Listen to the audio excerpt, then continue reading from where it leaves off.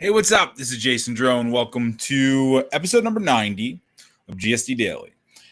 Today we're going to basically we're going to summarize, put a capstone on Retargeted Week or Retargeting Week, where basically we kind of covered everything retargeted related.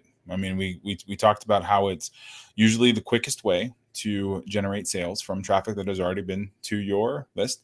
We talked about how to set up banner ads. We talked about creating audiences. We talked about pixels and all that other stuff. So today we're just going to recap it and talk about what your next steps are if you want to implement retargeting or you would like somebody to do it for you. So we have a post.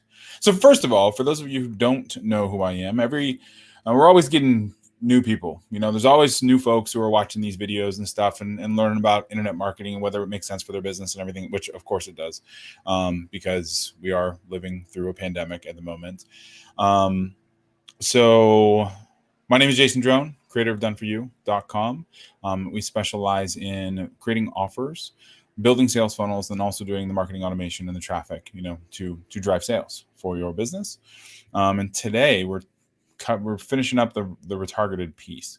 So here's a post that is going to walk you through the basics of retargeting campaigns, stuff that we've covered in the last couple of weeks. This top video here is us right now. So this is the live stream. Go ahead and just hit subscribe there if you would like to subscribe to our future videos.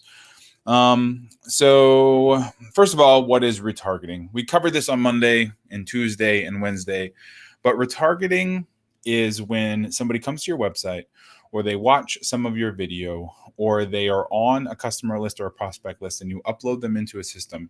Retargeting is where you show that person a banner ad or an ad of some kind to bring them back into your website, to bring them back into a sales process, to bring them back to an order form.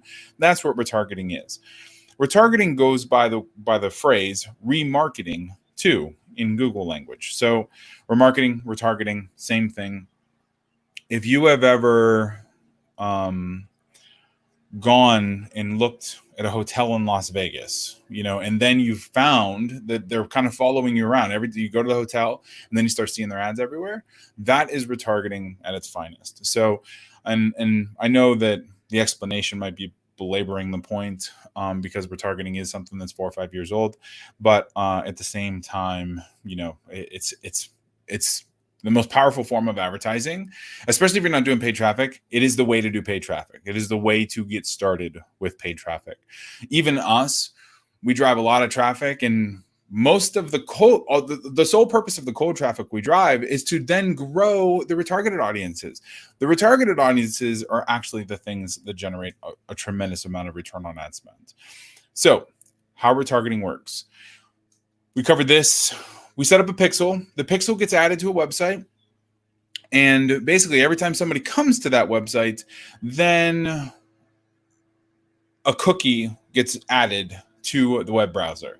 So, and basically that cookie travels around, with them everywhere else they go. So if that cookie is present in the web browser, then your ads show up to them. So it's a way for like a company like AdRoll, which is an ad platform. It's a way for AdRoll to, basically match your visitors with your banner ads, and then it serves up those banner ads. So it's very, very nice, very easy. And the audiences can be as generally wide as you want them to be. So an audience could be all visitors who have come to your website in the last 180 days. Or an audience could be everybody who reads your blog. Or an audience could be only the people who visit your products, or only the people who visit your services. Or an audience can be only the people who add that item to a shopping cart are actually going to see my ads. So there is a lot of different customization when it comes to audiences. And then you also want to exclude all of your buyers, all of the people who took action with your business, all of the customers. You don't want them seeing ads for things that they just bought. So that's where the audiences come into play. You have a big audience of people who've been to your website and a small audience of people who have, bought. So you want to make sure that they don't see your ads. Now, when it comes to retargeting, you don't want to wait too long to actually show them ads. So if somebody hits your website and then they don't see ads for 30 days, that's too long. If they hit your website and they see your ad, they're seeing your ads 60 or 90 days later, but they haven't been back to your website, then you're wasting money. So the sweet spot is understanding that there's a kind of a warm area. So if they've been to your website or they've watched a video in the last 7 days, they are hot. They know that there's a problem that they need to solve, and they know you are a potential solution for it. So showing them ads is a great idea. Now, if they've been to your website for 7 to 30 days, so in that other, a little bit farther out, but they haven't engaged with your website, your brand in any other way between 7 and 30 days, they're warm. So those people, you should still retarget, but maybe you retarget with a lower ad budget. So those people aren't nearly as hot as the newer folks. Then you have your 30 plus day crew. So your 30 plus day crew is they haven't been to your website, they haven't watched the video in 30 or more days. So those folks, they can, a small chunk of people, are going to actually come back and buy. So you can have the least retargeting budget for those people, or you can just cut them out entirely. It's up to you, how much you want to stretch your budget. So the other nice thing about retargeting campaigns is they let you do a lot of cool things on the cold traffic side. You can give a lot of value. You can drive clicks to blog posts. You can have a video that people are watching, 10 seconds, 15 seconds, whatever. So you throw this video up, and then you can retarget only the people who watch that video. So it lets you be really cool up front and give a lot of content and give a lot of value and engage with people and grow your audience where they are. And then if they are interested in taking that next step with you, then you can retarget them into a product offer or a service or something like that. So that's one of the nice things about retargeting, is because you're building your warm audience by bonding and engaging with them. Now, you also do not want to push too hard on the retargeted campaigns. When retargeting first started, AdRoll had a really, really bad problem. All of the platforms, but AdRoll, who is the retargeting platform that we like, all of them had not very difficult, but frequency issues. So basically, inside AdRoll, there are 6 kind of recommended banner ad sizes that they have. And what AdRoll would do is, if a website actually had all of those banner sizes, it would just literally litter the whole page with your banner ads. So you got a header bar and a sidebar and a footer bar, and then maybe and you would have banners all over the whole page. So it looked absolutely terrible. Well, I mean, if you're a prospect, it looks really, really, really spammy. They have since dropped the frequency. So it's kind of like, who is it? CW. Have you ever watched the CW app? It's funny, my wife and I joke about it, but I forget we were watching The Flash or something, and you see the same commercial 5 times in a row.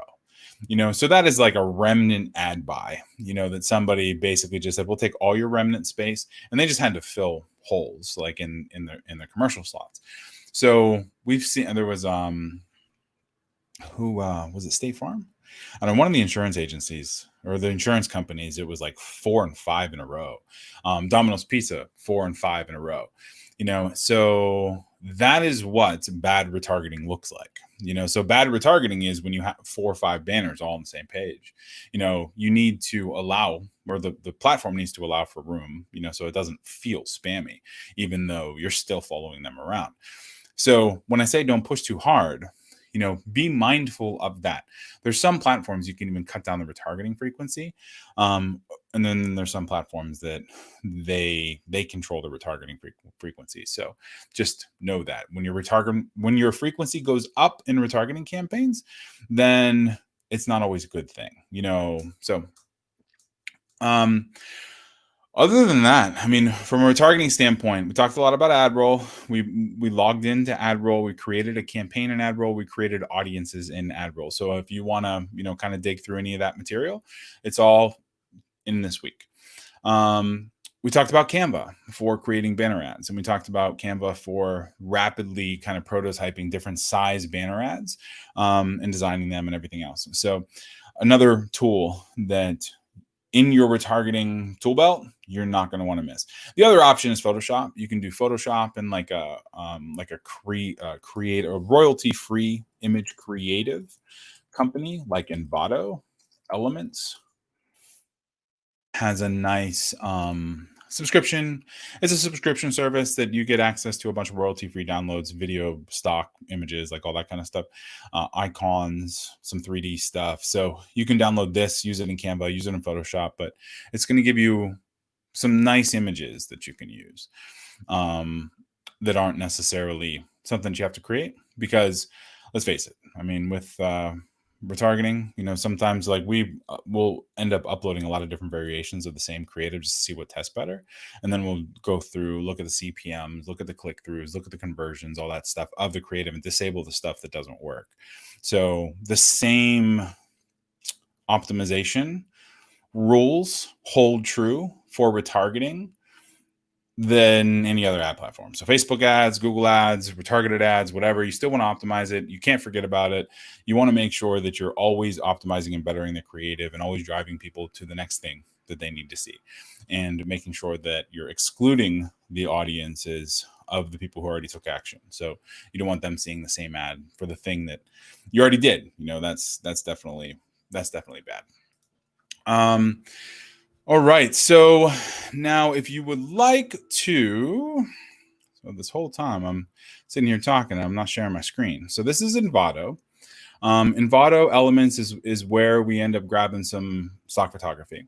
We talked about Canva. So Canva is where we design a bunch of banner ads. You can use Photoshop too, like Adobe Creative Suite, which is just a monthly subscription, and then you can download and use Photoshop or Illustrator or whatever else you're comfortable in. If you're not a hugely adept graphic designer, you don't have a graphic designer on your team, Canva is going to get you 98% of the way there. Very, very nice piece of software. AdRoll is the retargeting platform that we use for banner creative. You can also use Facebook retargeting in there. And then you can use Google, of course, Google remarketing. They have their own campaigns that you can use for remarketing, but AdRoll is going to give you retargeting in both platforms. And it also gives you a way to back up all your retargeted data. So if your Google ad account gets banned, if your Facebook ad account gets banned, all of your stuff is still safe because it's inside AdRoll. And this is the article that we were using. So if you have any questions or would like to set up retargeting campaigns or would like to at least chat about it, go to doneforyou.com/start. Fill out the little form, and we will get on an action plan call and walk you through, what a retargeting campaign is going to look like, what it's going to do for your business. Obviously, the important parts there are how big is your audience? Do we need to build the audience? Do we need to add, some video ads and stuff so that we can build that audience for you and then move people into retargeted traffic? But the quickest path to cash for retargeting is if you have a website that is getting some traffic, and then you install the pixel and then you set up the retargeting. So back on Monday, I said, I told you, set up the AdRoll account, install the pixel, we'll be creating audiences in the next couple of days. And that's exactly what we did. So if you want to get into retargeting, you have a website or you're getting some traffic and you want to start capturing that traffic into retargeting banner ads, set up an AdRoll account, install the pixel, and then give us a call and we will work through the banner ad stuff for you. So have a fantastic weekend. It's Friday, so it's the last episode for the week. Monday, we will be back with something new. Monday, 10 a.m. Eastern, and I'll talk to you soon. All right. Thanks.